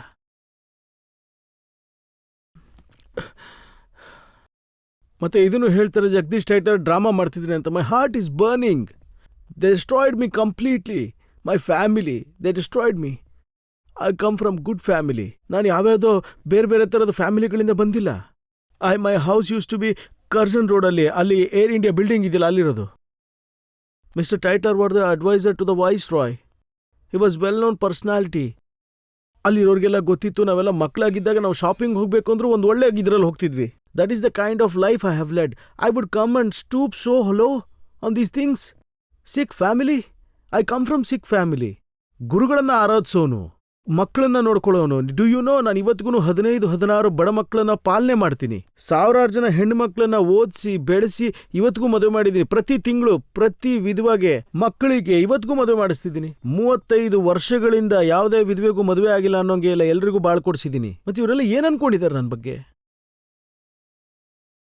ನಾವು ಖಂಡಿತ ಈ ಕೆಲಸನ ಮಾಡ್ತೀವಿ. ನಿಮ್ಮ ಮಾತುಗಳನ್ನ ಜನರವರೆಗೆ ತಲುಪಿಸ್ತೀವಿ. ಮತ್ತೆ ನಿಮಗೆ ಮೀಡಿಯಾ ಕಡೆಯಿಂದ ಏನಾದರೂ ಅನ್ಯಾಯ ಆಗಿದ್ರೆ ಅದನ್ನ ನಾವು ದೇವ್ರು ನೋಡ್ತಾ ಇದ್ದಾನೆ, ಈಶ್ವರ ನೋಡ್ತಾ ಇದ್ದಾನೆ, ಮತ್ತೆ ನಮ್ಮ ಗ್ರಂಥ ಸಾಹೇಬರು ಖಂಡಿತವಾಗ್ಲೂ ನೋಡ್ತಿರ್ತಾರೆ. ಅವ್ರು ಉತ್ತರ ಕೊಡ್ತಾರೆ ಇದಕ್ಕೆ. ನಾವೊಂದು ಬ್ರೇಕ್ ಅನ್ನ ತಗೊಳ್ಳೋಣ. ಮತ್ತೆ ಬ್ರೇಕ್ನ ನಂತರ ಜಗದೀಶ್ ಟೈಟ್ಲರ್ ಅವರನ್ನ ಕೇಳೋಣ. ಅವರ ಪಾರ್ಟಿಯ ಬಗ್ಗೆ, ಅವರು ನಿಜಕ್ಕೂ ಪಾರ್ಟಿಗೆ ಎಂಬರೇಸ್ಮೆಂಟ್ ಆಗಿದ್ರ ಅನ್ನೋದ್ರ ಬಗ್ಗೆ, ಅಥವಾ ಅವರ ಪಾರ್ಟಿಯವರೇ ಅವರಿಗೆ ಅನ್ಯಾಯವನ್ನು ಮಾಡಿದ್ದಾರಾ ಅಂತ. ಒಂದು ಬ್ರೇಕ್ನ ನಂತರ. I have one man who served Indira Gandhi. I have one man served 4 prime ministers. Nobody else can claim this. Such a loyalty that one person in the whole of the country come in front of me. I'll say that I'll see. But then if I'm treated like this, then I don't blame. I blame myself.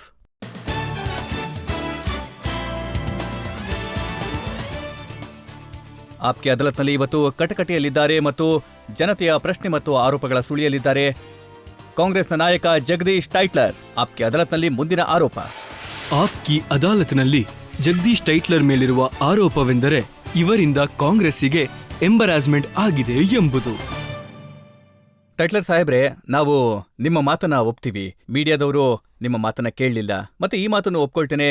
ಬಹುಶಃ ಅಕಾಲಿ ಅವರು, BJP ಜನಗಳು ಎಂಥ ರಾಜಕೀಯ ಮಾಡಿದ್ರು ಅಂತಂದ್ರೆ ನಿಮ್ಮದೇ ಪಾರ್ಟಿಯವರು ಅವರೇ ಹೇಳ್ತಾ ಇದ್ದಾರೆ ಜಗದೀಶ್ ಟೈಟ್ಲರ್ ಪಾರ್ಟಿಗೆ ಎಂಬರೇಸ್ಮೆಂಟ್ ಆಗಿದ್ದಾರೆ ಅಂತ. ನೋಡಿ ಎಂಥ ಪರ್ಸೆಪ್ಷನ್ಸ್ನ ಕ್ರಿಯೇಟ್ ಮಾಡಿದ್ದಾರೆ ಅಂದರೆ, anybody will be embarrassed. My own family is embarrassed. Forget the party. They all think you know what it is. So ಅವರದ್ರಲ್ಲಿ ಒಳಗಡೆ ಒಬ್ರು ಪ್ರೈಮ್ ಮಿನಿಸ್ಟರ್ ಇದ್ದಾರೆ, ಸರ್ದಾರ್. ನಮ್ಮ ಪಾರ್ಟಿಯ ಪ್ರೈಮ್ ಮಿನಿಸ್ಟರ್ ಇದ್ದಾರೆ. ಇನ್ನೊಬ್ರು Sonia Gandhi is a very noble lady and she wants to clean up politics. Maybe she thinks ಅದು ಪೀಪಲ್ನ ಪರ್ಸೆಪ್ಷನ್ಸ್ ಏನಂತ ಹೇಳಿದ್ರೆ, if not giving him ticket it may improve. Probably Punjab people are saying maybe some people from Punjab must have told them. I heard all this through media. My party has not told me. It's only embarrassment ಆಗಿರೋದು. ನಾನು ಯೋಚಿಸ್ತಾ ಇದ್ದೆ ನಾನು ಯಾವಾಗಲೂ, why politics may... I'm not bigger than the party. I told Sonia ಅವರಿಗೆ other day, I said, madam, I did not come to this party because I am basically congressman. I have no ideology of congressman when I came. I only did it for Indraji. I came with Sanjay, the Rajiv came, then you as a family came. I am moreover your family man than as a congressman. Of course, part of a Congress ideology become a part of my life. But when same party suddenly is embarrassed me because I could feel it. I could feel ಪಾರ್ಟಿಗೆ ಎಂಬರೇಸ್ಮೆಂಟ್ ಯಾಕಾಯ್ತು ಅಂತಂದ್ರೆ, ಪಾರ್ಟಿಗೆ ಅನ್ಸಿರ್ಬೇಕು ಜಗದೀಶ್ ಟೈಟ್ಲರ್ನ, ಸಜ್ಜನ್ ಕುಮಾರ್ನ ಲೋಕಸಭಾ ಚುನಾವಣೆಗೆ ಇಳಿಸಿದ್ರೆ ಆಗ ದಿಲ್ಲಿನಲ್ಲಿ 3-4 ಸೀಟುಗಳು ಕೈತಪ್ಪು ಹೋಗ್ಬೋದು. ಪಂಜಾಬ್ನಲ್ಲಿ party ಮೇಲೆ ತುಂಬಾ ನಂಬಿಕೆ ಇದೆ, ಅಲ್ಲೂ ಕೂಡ ನಷ್ಟ ನೋಡಿ. ಈ ರೀತಿಯಾಗಿ ಈ ಮುಂಚೆನೂ ಒಂದ್ಸರಿ ಆಗಿತ್ತು. ಅಂದ್ರೆ ಅವಾಗ ಇವರೆಲ್ಲ ಡಿಸೈಡ್ ಮಾಡಿದ್ರು ನಮ್ಮಿಬ್ಬರಿಗೂ ಟಿಕೆಟ್ ಕೊಡಬಾರ್ದು ಅಂತ ಹೇಳಿ. We lost the seats in Delhi and we lost Punjab. So that has no effect. If it had been, ಮತ್ತೆ ಆಗ then Delhi should have won. Punjab you would have get few seats. You didn't get 1 seat at that time. And you lost Delhi. So that has no perceptions on that. ಅವಾಗ vote ಆಗುತ್ತೆ, seat ಸಿಗುತ್ತೆ ಅಂತ. May be leaders around people thought ಒಂದು ಇವ್ರ ಹತ್ರ ಮಾತಾಡಿದ್ರೆ ಇರ್ಬೋದು those who wanted to take advantage of getting rid of me. Because I have been too long in politics, I became too strong for them and they thought that this is the best time. And I think this prevailed. And maybe I am the not weak person, but ಸರಿ, ನಾನು ಯೋಚನೆ ಮಾಡಿದೆ, ಇಷ್ಟು ವರ್ಷನೇ ಕೆಲಸ ಮಾಡಿದ್ದೀನಿ, ಪಾರ್ಟಿಗೋಸ್ಕರ ಕೆಲಸ ಮಾಡೋಣ ಬಿಡಿ. You don't have to be a member of parliament. ಅಂದ್ರೆ ನೀವು ಹೇಳ್ತಾ ಇರೋದು ನಿಮ್ಮ ಪಾರ್ಟಿನಲ್ಲೇ ಇರುವಂತಹ ಕೆಲವರು ಈ ವಿಚಾರವಾಗಿ ನಿಮ್ಮನ್ನ ಮುಗಿಸ್ಬೇಕು ಅಂತ I ನೋಡಿ, this is my perception again. It's a perception. Everything is going on perception. Because I feel why I should be punished when I'm getting a clean sheet. If I'm not getting a clean sheet, then one can understand. But when I'm getting a clean sheet, there is nothing against me. ಇವತ್ತಿನವರೆಗೂ ನನ್ನ ವಿರುದ್ಧ FIR ಇಲ್ಲ. ಇವತ್ತಿನ ತನಕ ನನ್ನ ಮನೆ ಹತ್ರ ಒಬ್ಬ ಕಾನ್ಸ್ಟೇಬಲ್ ಬಂದು ಕೂಡ ಕೇಳಿಲ್ಲ, ಜಗದೀಶ್ ಅವರೇ ಬನ್ನಿ ನಿಮ್ಮ ಹೆಸರೇನು, ನೀವು ಸ್ಟೇಷನ್ಗೆ ಬರಬೇಕಾಗುತ್ತೆ ಅಂತ. No question is this only. ನೋಡಿ, ನನ್ನ ಹತ್ರ ಹಳೆ ಪೇಪರ್ ಇದೆ 91ರಿಂದ. ಇದರ ಬಣ್ಣ ಕೂಡ ಬದಲಾಗಿ ಹೋಗಿದೆ. ಅವಾಗಿಂದ ಇದು ಪ್ರಿಂಟ್ ಆಗತ್ತೆ, keep Sajjan Tytler out demands Amarinder. ಮತ್ತೆ ನೋಡಿ, ಆಗ 91ರಲ್ಲಿ ಅವ್ರು ಹೇಳ್ತಾರೆ, ಇಲ್ದೆ ಹೋದ್ರೆ party in Punjab will pay the price. Rift over Sajjan Tytler delays Congress list.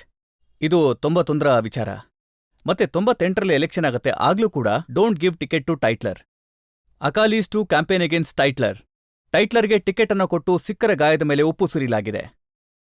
ನೋಡಿ, ಯಾವಾಗೆಲ್ಲ ಎಲೆಕ್ಷನ್ ಆಗತ್ತಲ್ಲ, ನೋಡಿ, ಅಕಾಲಿ ಮತ್ತೆ ಬಿಜೆಪಿಯವರ ಬಗ್ಗೆ ನನಗೆ ಅರ್ಥ ಆಗತ್ತೆ. ಇವರು ನಿಮ್ಮ ಮತ್ತೆ ನಿಮ್ಮದೇ ಪಾರ್ಟಿಯ ಜನಗಳು. ಅಮರಿಂದರ್ ಸಿಂಗ್ ಅಂತವ್ರು ಯಾಕೆ ಮಾತು ಹೇಳ್ತಾರೆ? May be he thought Punjab ಅನ್ನ ಆಮೇಲೆ ಏನಾಯ್ತು ರಿಸಲ್ಟ್, ಬಟ್ ಆಫ್ಟರ್ ರಿಸಲ್ಟ್ ಏನಾಯ್ತು? Nothing didn't gain anything. So that means his perception what he said is wrong. ಈ ಮಾತನ್ನ ನೀವು ನಿಮ್ಮ ಪಾರ್ಟಿಯವ್ರಿಗೆ ಅರ್ಥ ಮಾಡಿಸುವಂತ ಪ್ರಯತ್ನ ಅರ್ಥ ಮಾಡಿಸೋದೇನಿದೆ ಇದರಲ್ಲಿ? They know. ನನಗೆ ಅರ್ಥ ಮಾಡಿಸುವಂತ ಅಗತ್ಯ ಏನಿದೆ? ಇದೆಲ್ರಿಗೂ ಗೊತ್ತಿರೋಂಥದ್ದೇ. ಟಿಕೆಟ್ ಕೊಡದೆ ಕಟ್ ಮಾಡಿದ್ರು, ಆಮೇಲೆ ಮತ್ತೆ ಕೊಟ್ರಲ್ಲ ವಾಪಸ್ಸು. ಅದಾದ್ಮೇಲೆ 3 ಸರಿ ಗೆದ್ದಿದ್ದೀನಿ ನಾನು. 84 ಆದ್ಮೇಲೆ ದೊಡ್ಡ ಬಿಗ್ ಮಾರ್ಜಿನಲ್ ಗೆದ್ದಿದ್ದೀನಿ ನಾನು. ಎಲ್ಲ ಅಕಾಲಿ ಅವ್ರು ಜೋರಾಗಿ ಬಂದು ಮಾತಾಡಿದ್ರು, ಡೆಲ್ಲಿವರೆಗೂ ಬಂದು ಮಾತಾಡಿದ್ರು, ಎಲ್ಲರೂ ಜೋರಾಗಿ ಕೂಗಾಡಿದ್ರು, ಮದನ್ ಲಾಲ್ ಕೂಗಾಡಿದ್ರು. ಅಡ್ವಾಣಿ ಅವರು 20 ಮೀಟಿಂಗು ನನ್ನ ಪರವಾಗಿ ವಿರುದ್ಧವಾಗಿ ನೋಡಿದ್ರು. ವಾಜಪೇಯಿ ಅವರು ನನ್ನ ಪರವಾಗಿ ವಿರುದ್ಧವಾಗಿ ಮೀಟಿಂಗ್ಗಳು ಅಟೆಂಡ್ ಮಾಡಿದ್ರು. ಜನ ಅವ್ರನ್ನೇ ರಿಜೆಕ್ಟ್ ಮಾಡಿದ್ರಲ್ಲ ಅಲ್ಲಿ. ಇದಕ್ಕಿಂತ ದೊಡ್ಡ ಪ್ರೂಫ್ ಇನ್ನೇನು ಬೇಕು ಈ ಪ್ರಜಾತಂತ್ರದಲ್ಲಿ? Is the public which is the supreme. ಇವತ್ತಿಗೂ ನನ್ನನ್ನು ಆಯ್ಕೆ ಮಾಡಬೇಕು ಅನ್ನೋದಿದ್ರೆ ಲೆಟ್ ದ ಪಬ್ಲಿಕ್ ಡಿಸೈಡ್. ನಾನು ಗ್ಯಾರಂಟಿ ಕೊಡ್ತೀನಿ, ನಾನು ಮಾಡಿರೋಂಥ ಈ ರೆಕಾರ್ಡ್ನ ಬೀಟ್ ಮಾಡ್ಕೊಂಡು ನಾನೇ ಬರಲಿಲ್ಲ ಅಂದರೆ would have left the politics rest of my life.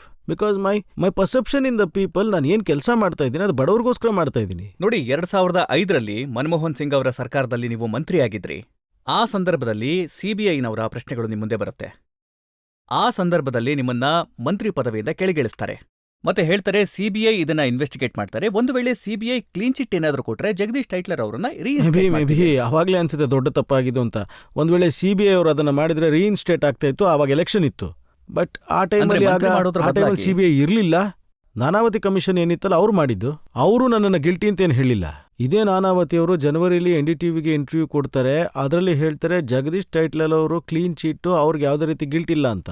ಇದು 3 ತಿಂಗಳಲ್ಲಿ ಆದ್ಮೇಲೆ ಹೇಳ್ತಾರೆ ನನಗೆ ಅನುಮಾನ ಇದೆ ಅಂತ. ಸೊ ಈ ಅಫಿಡವಿಟ್ಗಳ ಮೇಲೆ ಇನ್ವೆಸ್ಟಿಗೇಟ್ ಮಾಡಿ, ನಾಟ್ ಆನ್ ಮಿಸ್ಟರ್ ಟೈಟ್ಲರ್. ಒಂದ್ ವೇಳೆ ಅಫಿಡವಿಟ್ ನಲ್ಲಿ ಸತ್ಯತೆ ಇದ್ರೆ ದೆನ್ ಬುಕ್ ಹಿಮ್. ಅಂಡ್ ಅಫಿಡವಿಟ್ನ ಸತ್ಯಾಸತ್ಯತೆ ನೋಡಿದಾಗ ಎರಡೂ ಫ್ರಾಡೇನೆ. So what you expect from the CBI? ಬೇಗ ಬಂದು ಸುಳ್ಳು ಪತ್ರಗಳನ್ನು ಸೃಷ್ಟಿ ಮಾಡಿ ಜಗದೀಶ್ ಪಾರ್ಟಿಯ ನಾಯಕರನ್ನ ಕೇಳಿಲ್ವಾ ಅವರು ಹೇಗೆ ವಿಶ್ವಾಸ ಮಾಡ್ತಾರೆ? ನಾನು ತುಂಬಾ ಡಿಸಿಪ್ಲಿನ್ಡ್ ಆದಂತ ವ್ಯಕ್ತಿ, ಹಾಗಾಗಿ I never question my party people. I gave my point of view, but then I said party supreme, Sonia Gandhi supreme, because I know she is well meaning women. I have seen so many people. ನಾನು ಹೇಳ್ತೀನಲ್ಲ, ನನಗಿಂತ oldest Delhi ಒಳಗಿರೋಂಥ people ಆ position hold ಮಾಡಿರ್ತಾರೆ. ಅವರೆಲ್ಲ ಹೇಳ್ತಾರೆ ಡೆಲ್ಲಿಲಿ Congress men ಅವ್ರ ಲಾಯಲ್ಗಿಲ್ಲ ಅಂತ. Loyalty to the last. I will stay, leave my family, but I will never leave Sonia Gandhi's family. That's the kind of a man I am. I'm one man who served Indira Gandhi. I'm one man who served 4 Prime Ministers. I'm the one man who served Indira Gandhi, Rajiv Gandhi, Sanjay Gandhi and Sonia Gandhi. And also Rahul. Nobody else can claim this. Such a loyalty. Let one person in the whole country come in front of me. I will say that I will see. But then if I am treated like this, then I don't blame. I blame myself. ನನಗಂತೂ ಆಶ್ಚರ್ಯ ಆಗ್ತಾ ಇದೆ. ಇವತ್ತಿನ ಕಾಲದಲ್ಲೂ ಕೂಡ ಒಬ್ಬರನ್ನ ಮಂತ್ರಿ ಪದವಿಯಿಂದ ಕೆಳಗಿಳಿಸ್ತಾರೆ. ಒಬ್ಬರಿಗೆ ಲೋಕಸಭೆಯ ಟಿಕೆಟ್ ನ ಕೊಡ್ಲಿಲ್ಲ ಅಂತಂದ್ರೆ ಆ ವ್ಯಕ್ತಿ ಒಂದೇ ನಿಮಿಷದಲ್ಲಿ ಪಾರ್ಟಿ ಬಿಡೋ ಮನಸ್ಸು ಮಾಡ್ತಾರೆ. ಮತ್ತೆ ನೀವು ನಾನು ನಿಮ್ಗೆ ಹೇಳ್ತೀನಿ ಕೇಳಿ. ಲಾಸ್ಟ್ ಟೈಮ್ ನನಗೆ ಟಿಕೆಟ್ ಡಿನೇ ಮಾಡಿದ್ರಲ್ಲ, ಆಗ ಮಹಾಜನರು, ಗಾಡ್ ಬ್ಲೆಸ್ ಹಿಮ್, ಅವ್ರು ಇವತ್ತಿಲ್ಲ. ಅವ್ರು ನನ್ನ ಮನೆಗೆ ಬಂದಿದ್ರು. ಅವ್ರು ಅವಾಗ ಹೇಳಿದ್ರು, ಜಗದೀಶ್ ಅವರೇ ನೀವು ಪಂಜಾಬಲ್ಲಿ ಲೀಡರು, ಅವ್ರು command join me, we know all this false. As these leaders is it true or not? And even nobody is there alive to say there. And even no, people approach me. I don't want to name the big leaders. Adu no, we know you're clean, come and join. I said nonsense. This party is my mother. ನಾನು ಸತ್ತೋಗ್ತೀನಿ ಬೇಕಾದ್ರೆ ಏನಾದರೂ ಮಾಡಿ. ನನಗೆ ಈ ಕಾಂಗ್ರೆಸ್ನ ಒಂದು ಧ್ವಜ ಇದೆಯಲ್ಲ, ಅದು ನನ್ನ mother. That is the way I am. That is the person I am. ನೀವು ಮೀಡಿಯಾ ಬಗ್ಗೆ ಮಾತಾಡಿದ್ರಿ. ಮತ್ತೆ ಮೀಡಿಯಾದವರು ನಿಮ್ಮ ವಿಚಾರವಾಗಿ ಸಾಕಷ್ಟು ಮಾತುಗಳನ್ನ ಹೇಳಿದ್ದಾರೆ, ಮತ್ತೆ ನೀವು ಕೂಡ ಮೀಡಿಯಾ ವಿಚಾರವಾಗಿ ಸಾಕಷ್ಟು ಮಾತನ್ನ ಹೇಳಿದ್ದೀರಿ. ನಾವೀಗ ಒಂದು ಬ್ರೇಕ್ ತಗೊಳ್ಳೋಣ. ಬ್ರೇಕ್ ಮುಗಿಸಿ ವಾಪಸ್ ಬಂದ ನಂತರ ಕೇಳೋಣ ಜಗದೀಶ್ ಟೈಟ್ಲರ್ ಮತ್ತೆ ಮೀಡಿಯಾ ಅವರ ರಿಲೇಶನ್ಶಿಪ್ ಹೇಗಿತ್ತು, ಮತ್ತೆ ನಿಜಕ್ಕೂ ಮೀಡಿಯಾದವರು ಜಗದೀಶ್ ಟೈಟ್ಲರ್ ಅವರಿಗೆ ಅನ್ಯಾಯವನ್ನ ಮಾಡಿದಾರಾ? ಇದನ್ನ ಕೇಳೋಣ ಬ್ರೇಕ್ನ ನಂತರ. ನಾನು ಹೇಳ್ತೀನಲ್ಲ, ನಾನು ಈ ಒಂದು ವಿಚಾರನ ಬಿಸಾಕ್ತೀನಿ. ಇದು ಮಾಡಿ ನನ್ನ ಲೈಫ್ ಕ್ವಶನ್ ಇದು, ನನ್ನ ಲೈಫ್ ಅಂತಲ್ಲ. Not because I will get seat back, I have to live in Delhi.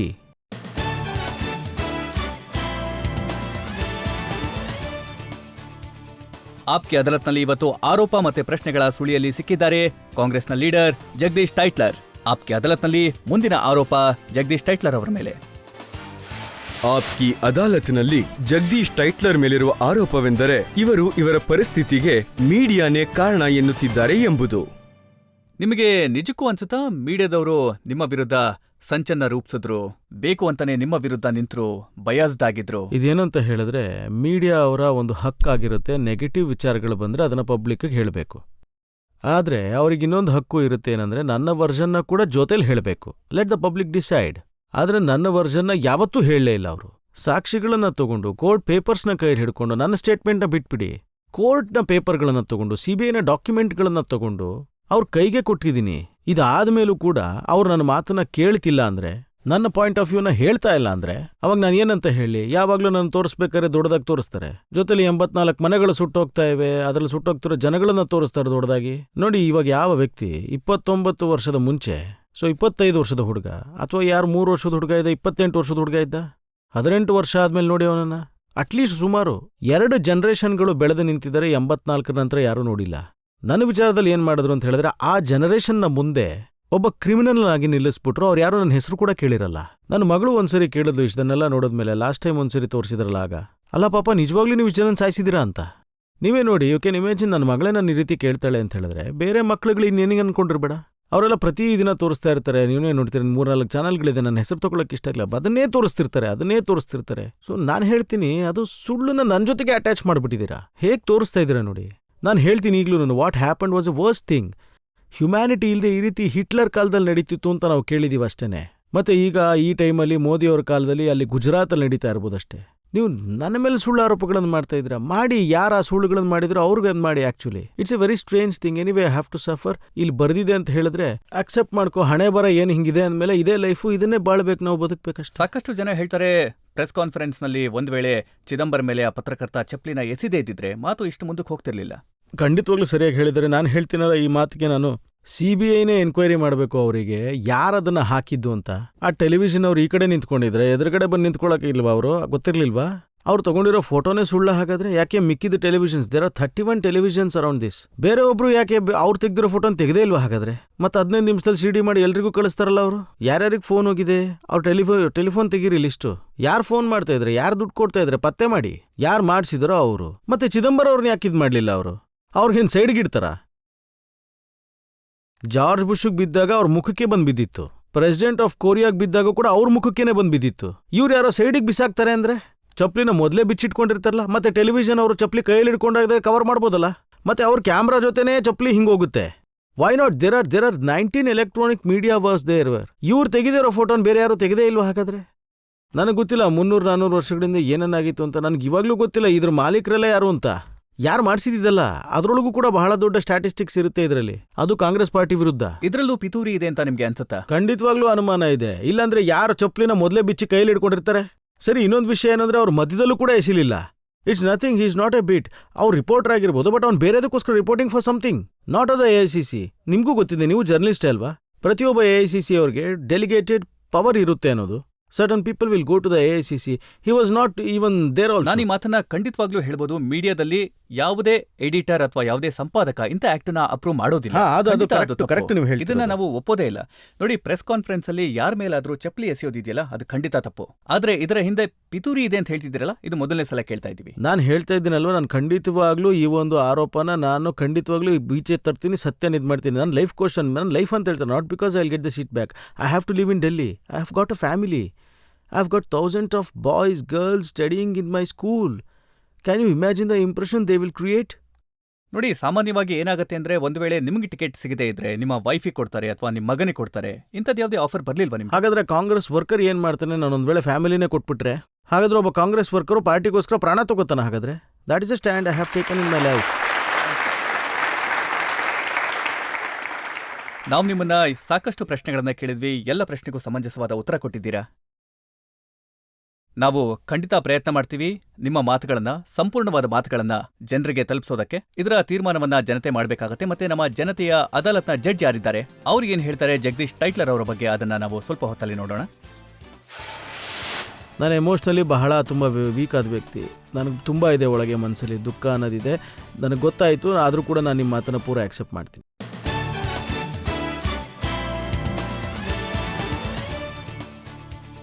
Welcome back. ಆಪ್ಕೆ ಅದಾಲತ್ನಲ್ಲಿ ಇವತ್ತಿನ ನಮ್ಮ ಅತಿಥಿ ಕಾಂಗ್ರೆಸ್ನ ನಾಯಕ ಜಗದೀಶ್ ಟೈಟ್ಲರ್. ಜಗದೀಶ್ ಟೈಟ್ಲರ್ ಅವ್ರನ್ನ ಕೇಳಿದ್ವಿ 1984ರ ದಂಗೆಯಲ್ಲಿ ಆದಂತ ಅವರ ಮೇಲಿನ ಆರೋಪಗಳ ಬಗ್ಗೆ. ಅವರಿಂದ ಸ್ಪಷ್ಟೀಕರಣವನ್ನ ಕೇಳಿದ್ವಿ, ಅವರದ್ದೇ ಪಾರ್ಟಿಗೆ ಎಂಬರೇಸ್ಮೆಂಟ್ ಕ್ರಿಯೇಟ್ ಆದದ್ರ ಬಗ್ಗೆ. ಆಪ್ಕೆ ಅದಾಲತ್ನಲ್ಲಿ ಈಗ ಸಮಯ ಬಂದಿದೆ ಇವತ್ತಿನ ಜಡ್ಜ್ ವಿನೋದ್ ಶರ್ಮಾ ಅವರ ತೀರ್ಪನ್ನ ಕೇಳೋದಕ್ಕೆ. ಟೈಟ್ಲರ್ ಅವರು ತಮ್ಮ ಕೇಸನ್ನ ಚೆನ್ನಾಗಿ ಡಿಫೆಂಡ್ ಮಾಡ್ಕೊಂಡ್ರು. ಮತ್ತೆ ನಮ್ಗೆಲ್ಲ ಗೊತ್ತಿರೋ ಹಾಗೆ CBI ಕೋರ್ಟಿಂದ ಇವ್ರಿಗೆ ಕ್ಲೀನ್ ಚಿಟ್ ಸಹ ಕೊಡಲಾಗಿದೆ. ಆ ನಿರ್ಧಾರ ಕೋರ್ಟ್ಗೆ ಬಿಟ್ಟಿದ್ದು. ಇವ್ರಿಗೆ ನ್ಯಾಯ ಸಿಗುತ್ತೆ ಅಂತ ನಾವು ಕೂಡ ಆಶಿಸ್ತೀವಿ. ಅಂದ್ರೆ ಇವ್ರ ಪರವಾಗಿ ಮಾಡಿದಂಥ ವಾದ ನಿಜವೇ ಆಗಿದ್ರೆ. ಪ್ರತಿಯೊಬ್ಬರಲ್ಲೂ ವೈಯಕ್ತಿಕ ಸತ್ಯ ಅನ್ನೋದಿರುತ್ತೆ. ಮತ್ತೆ ಇವತ್ತು ನನಗನ್ಸೋದೇನಂದ್ರೆ ಇವರ ವೈಯಕ್ತಿಕ ಸತ್ಯ ಏನಿದೆ ಅದು ಇನ್ನೊಬ್ಬರ ವೈಯಕ್ತಿಕ ಸತ್ಯದ ಮೇಲೆ ನಿಂತಿದೆ. ಮತ್ತು ಹಾಗಾಗಿ ಕೋರ್ಟ್ ಏನ್ ನಿರ್ಧಾರ ಮಾಡತ್ತೆ ಅದೇ ಇವರಿಗೆ ಸತ್ಯ ಆಗಿರತ್ತೆ. ಮತ್ತೆ ಆ ದಿನ ಕೂಡ ಏನ್ ತುಂಬಾ ದೂರ ಇಲ್ಲ. ನಿಮ್ಗೆ ಆದಷ್ಟು ಬೇಗ ತೀರ್ಪು ಸಿಗತ್ತೆ. ನಿಮ್ಮದೇ ಆದ ಸಾರ್ವಜನಿಕ ಜೀವನ ಇದೆ.